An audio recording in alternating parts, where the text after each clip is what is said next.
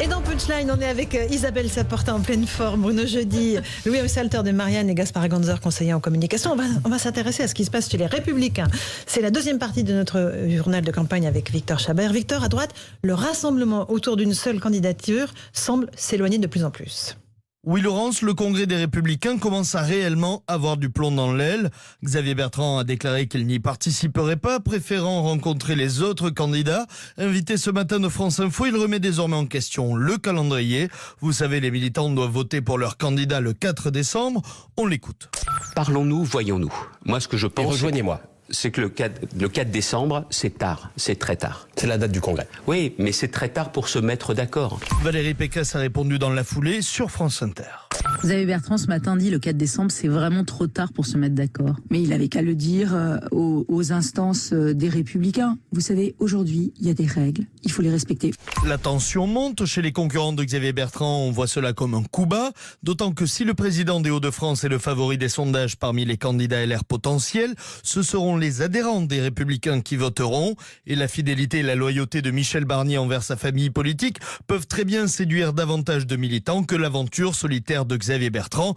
Il a quitté LR en 2017. Et puis Valérie Pécresse le talonne. Tous les sondages les donnent avec un écart très faible dans la marge d'erreur. Elle espère créer la surprise, bien qu'elle a quitté aussi le radeau LR en 2019. Xavier Bertrand a donc tout intérêt à torpiller ce congrès et les autres tout intérêt à ce qu'il se fasse. Impasse. Voilà pour ce journal de campagne avec Victor Chabert. Chez les LR, rien ne va plus, Gaspard Ganzer. En fait, ça n'avance pas tellement en tout cas. Ça fait 6 mois qu'on discute de règles de départage. Il y a un candidat qui essaie de s'imposer de l'extérieur, Xavier Bertrand, mais qui en même temps veut quand même le soutien de son parti et l'argent, on le comprend. Et les autres, Valérie Pécresse et Michel Barnier, qui semblent pas prêts à renoncer. Donc le pauvre Christian Jacob fait ce qu'il peut pour délayer dans le temps le plus longtemps possible. Mais le problème, c'est qu'entre-temps, la place est en train d'être occupée par d'autres. D'un côté, Emmanuel Macron, qui a quand même bien arrimé à lui, et Édouard Philippe va certainement l'y aider, la droite modérée. Et de l'autre côté, Éric Zemmour, qui prend l'autre côté de la droite. C'est presque dommage pour eux, de leur point de vue, puisque Marine Le Pen étant plus bas dans les sondages, ils auraient peut-être une occasion de se retrouver au second tour, presque de façon totalement miraculeuse.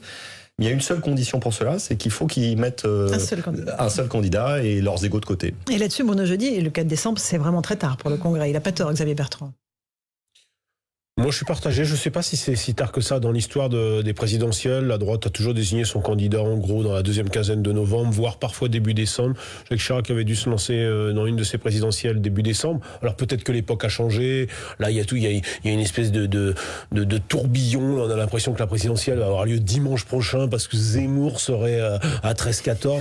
Il y a un emballement, mais un emballement incroyable, franchement. Auquel vous ne participez pas du tout. J'y participe assez peu. En tous les cas, je ne crois pas que la présidentielle va se jouer en ce moment. La présidentielle se jouera comme d'habitude entre la fin janvier et évidemment le premier tour. Parce que c'est toujours comme ça. Il y a des rythmes dans les présidentielles. Donc aujourd'hui, c'est vrai, il y a un emballement autour de... Oui, mais il y a des choses qui sédimentent aussi dans l'opinion publique. La difficulté pour la droite, c'est de désigner son candidat. Et ça, c'est une difficulté qu'elle avait il y a 6 mois, il y a 1 an, il y a 2 ans, il y a 3 ans. Donc ils n'ont pas réglé ce problème. Évidemment, le problème étant intact, ils doivent le régler avant le 4 décembre. Moi, je crois quand même que Xavier Bertrand pousse un peu à ce que ça se décante peut-être plus tôt que le 4 décembre. Finalement, à mon avis, il tire...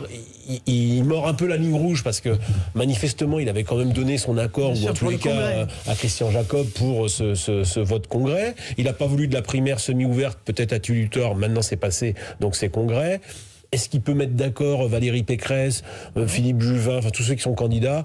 Peut-être certains. Pas tous.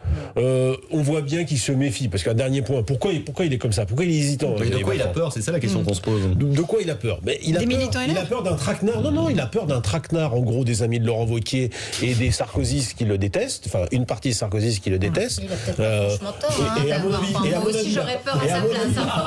Il n'a pas tort. Mais à partir du moment où il avait accepté le choix du vote fermé, il s'exposait à ce risque. Alors après, le dernier point, et c'est ça qui peut peut-être dernier point du dernier l'emporter, point, hein. c'est que les militants LR voudront quand même gagner, donc ils choisiront le candidat le mieux placé. Isabelle Saporta. C'est vrai que quand on voit les anciens sarkozystes qui semblent être presque tentés par Barnier, on se dit que c'est pas... Voilà. Ah oui, on rigole. Nadine Morano qu'en pince pour Michel Barnier. Je dois dire que là... C'est assez drôle. Je veux dire que là, faut vraiment détester les autres pour voter Michel Barnier quand on s'appelle Nadine Morano. Donc c'est vrai que là on comprend un tout petit peu Xavier Bertrand qui se méfie, si je puis me permettre, parce que de fait là on voit qu'il est quand même pas attendu avec des fleurs. Hein. Louis Haussalter. Je suis d'accord avec tout à fait d'accord avec Bruno, même sur la temporalité. En fait, là, les politiques n'ont que l'attention d'une minorité de Français, je pense, pour l'instant, hein, évidemment, et que donc c'est pas tant la date du 4 décembre, en fait, c'est plus la méthode. Il y a quand même un truc assez incroyable, c'est que là, on voit que on assiste au fait que la droite ne s'en remet qu'au sondage pour aller désigner son candidat. Parce que effectivement, les militants LR, entrons un peu dans leur psychologie, vont vouloir gagner. Ça fait longtemps qu'ils n'ont pas gagné quand même. Ils sont surtraumatisés par la campagne de Fillon. Donc, ils devraient désigner le mieux placé lors du congrès. Ils seront pas très nombreux à le faire d'ailleurs. Hein. Je sais pas quel sera le rythme des adhésions au parti, mais bon, on va pas tourner sur un choix à 80 000 autour de ça. Donc, certains vont adhérer pour pouvoir voter, mais on ne sera pas du tout sur les plus de 4 millions de la primaire de 2016. Donc, je pense qu'il n'y aura pas une dynamique qui projettera forcément le candidat. Et puis, en fait, du coup, ça devient une course de petits chevaux dans les sondages. Ça l'était déjà, mais là, ça devient la seule condition pour paraître le plus légitime dans la désignation par le petit corps électoral LR. Et on voit pour l'instant, ok, Bertrand est devant Pécresse et Marnier depuis longtemps, mais en vrai, dans le détail des sondages, ils sont dans les marges d'erreur. Hein. Quand vous tenez entre 11 et 14-15%, en réalité, vous n'avez pas un qui se distingue clairement. Et surtout, il n'y en a pas un qui est au second tour. Qui fait la course en tête depuis le début parmi cette corde de candidats. Où les gens s'intéressent beaucoup moins à la politique. Je pense que le problème de Xavier Bertrand, c'est qu'il est aujourd'hui à 14-15, il était à 16-17 avant l'été, il n'a pas du tout réussi à créer une dynamique assez forte. Et le deuxième problème qu'il a, c'est qu'il a accumulé sans doute dans sa carrière pas mal d'ennemis dans son propre camp, et en tous les cas pas suffisamment d'amis pour aller le défendre. Or la recette d'une désignation par mode de congrès, ou en tous les cas dans un système fermé, Chirac l'a longtemps expérimenté, et quelque part Sarkozy aussi, c'est que il faut beaucoup d'amis dans son propre camp. Et là, Xavier Bertrand, il en manque singulièrement. Et Isabelle Saporta, c'est vrai que d'ici au mois de décembre, on va entendre que les histoires de guerre intestine au LR, et ils seront assez inaudibles sur le fond, sur les programmes. Ils ont tous des propositions assez variés les uns et les autres. Moi, je trouve que c'est quand même un naufrage. Enfin, c'est-à-dire que, vu à quelle vitesse grossit Zemmour, je comprends pas tellement. Alors là, moi, je partage pas du tout votre optimisme sur le fait qu'on peut attendre jusqu'en décembre tout doux bijou, hein, parce que, je veux dire, lui, il gagne 4 points par semaine. Donc, je veux dire, moi, je veux bien qu'on se dise qu'on a tout le temps, hein, mais je pense qu'on l'a pas tant que ça, et que, du coup, la dynamique, elle est chez Zemmour, pendant que les autres, ils passent leur vie à se taper sur la tronche. Donc, moi, je pense qu'effectivement, je serai à la place de Bertrand, je taperai aussi du poing sur la table. Et d'ailleurs, je serai à la place de Pécresse et je serai à la place de tous les autres. Je dirais stop aussi. Parce que si ce qu'ils veulent, c'est d'attendre que Zemmour soit à 20, ce qui quand même pourrait arriver d'ici Noël, je vois pas du coup, dans ces cas-là, c'est même plus la peine d'en avoir un à LR. Hein, on est peinard.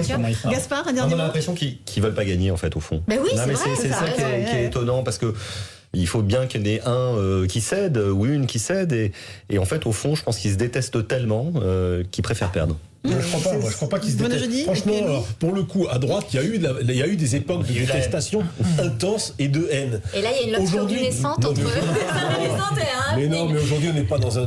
C'est là où c'est un peu. C'est la prochaine ligne de Paris Match, rassurez-nous. Non, mais c'est là où c'est assez incroyable, c'est que la haine n'est pas si importante que ça. Il n'y a pas de haine entre eux, ils se parlent. Bon, voilà, il y a de la concurrence, et à mon avis, ils devraient plutôt, pour le coup, se mettre d'accord, parce que, honnêtement, on n'est pas dans la situation de Juppé-Sarkozy, où là, franchement, il y a 5 ans, c'était d'un autre niveau, et que la haine était très très ancienne. Un dernier mot, Louis Haussalter. Oui, c'est vrai, ils se détestent moins qu'avant, mais le niveau...